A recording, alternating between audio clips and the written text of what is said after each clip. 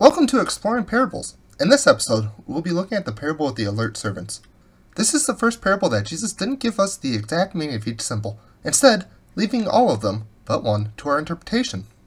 Jesus gave this parable in response to 4 of his apostles asking about the signs of the demolishment of the temple and some buildings around it.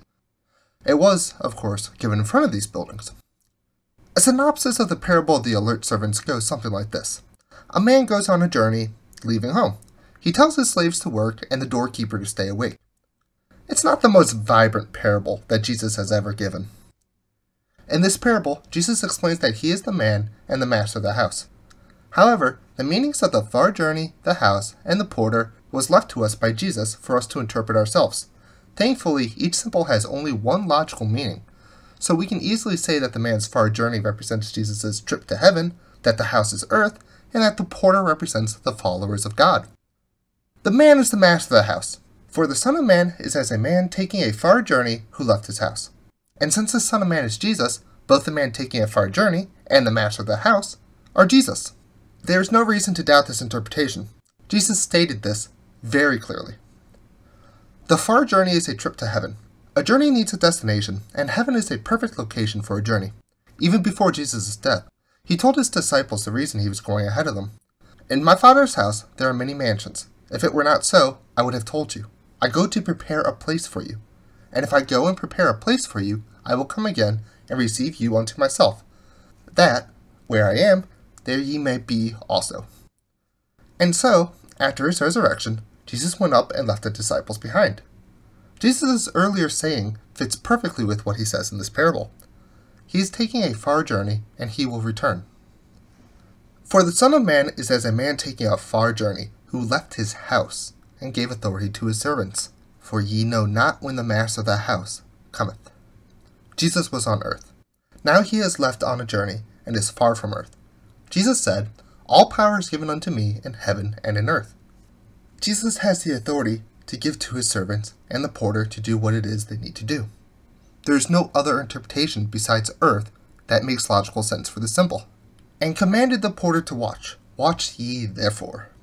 Here, Jesus directly called his audience the porter, by telling both the porter and them to watch for his return. We just need to determine who the audience was, and we can figure out who the porter is. Jesus spoke this parable at the temple treasury, where he called over his disciples to tell them of a widow's donation. As Jesus was leaving the temple, one of his disciples proclaimed astonishment about the buildings, but Jesus was not amused, saying that all the stones of the buildings would be thrown down. Directly after this, Peter, James, John, and Andrew sought out Jesus on the Mount of Olives and asked him, Tell us, when shall these things be? And what shall be the sign when all these things shall be fulfilled?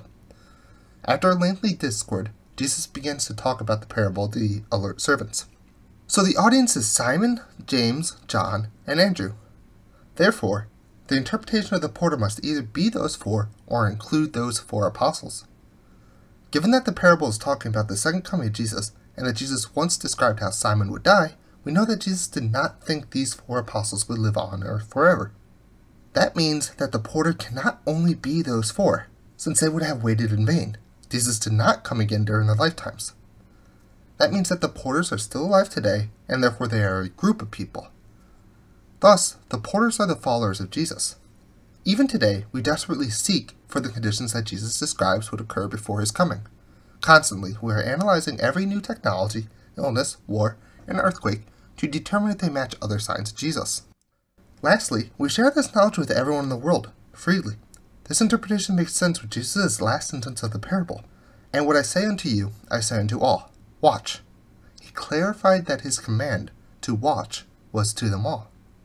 In conclusion, this parable is an extension on the lesson that Jesus was already teaching, that his followers should be watching for signs of his second coming, and not to grow lax about it.